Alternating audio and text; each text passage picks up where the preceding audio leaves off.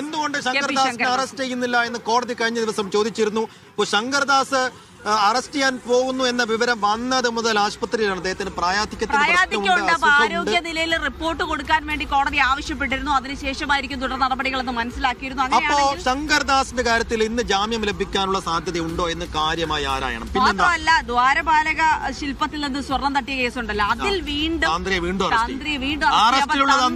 Arrest ചെയ്യും. തന്ത്രിക്ക് കുരുക്ക് മുറുകുന്നു എന്നുള്ളതാണ്.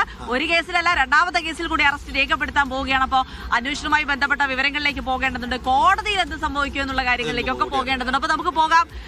സിജോ വി ജോൺ, ഒപ്പം തന്നെ ലിജോ റോളൻസ് ആണ് വിവരങ്ങൾ നൽകാനായി ചേരുന്നത്. ആദ്യം സിജോ വി ജോണിലേക്ക് പോകാം. സിജോ, അപ്പോൾ അന്വേഷണം ഇങ്ങനെ പോകുന്നു. തന്ത്രിയുടെ കാര്യത്തിൽ ഒരു തീരുമാനം ഇന്നുണ്ടാകുമെന്ന് അറിയുന്നു. അതിനപ്പുറത്തേക്ക് കോടതികളിൽ ജാമ്യ ഹർജികളുണ്ട്. അപ്പോൾ ഇന്ന് സംഭവബഹുലമായ ഒരു ദിവസമായിരിക്കും ശബരിമല സ്വർണ്ണക്കൊള്ളയുമായി ബന്ധപ്പെട്ട്. അപ്പോൾ SIT ഇനി എങ്ങനെയാണ് മുന്നോട്ട് പോകുന്നതെന്നറിയാൻ ഒരു കൗതുകമുണ്ട്.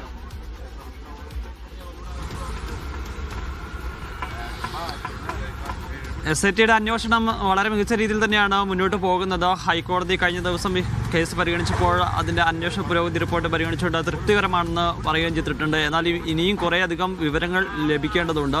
അതിലേറ്റവും പ്രധാനപ്പെട്ട കാര്യം എന്ന് പറയുന്നത് ശബരിമലയിൽ നിന്ന് കൊണ്ടുപോയിട്ടുള്ള സ്വർണം എവിടെയാണെന്നുള്ളതാണ്. അത് ഉൾപ്പെടെ കണ്ടെത്തേണ്ടതുണ്ട്. മാത്രമല്ല, കൂടുതൽ അറസ്റ്റ് നടപടികളിലേക്ക് അന്വേഷണ സംഘം കടക്കുകയും ചെയ്യുകയാണ്. അതിലേറ്റവും പ്രധാനപ്പെട്ട കാര്യം എന്ന് പറയുന്നത് ഇനി തന്ത്രിയുടെ രണ്ടാമത്തെ കേസിലെ അറസ്റ്റാണ്.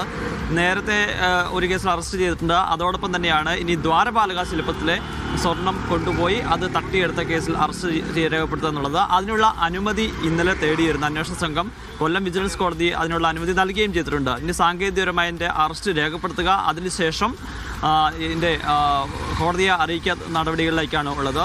ഇന്നലെ ഒരു പുതിയ വിവരങ്ങൾ കൂടി വരുന്നുണ്ടായിരുന്നു.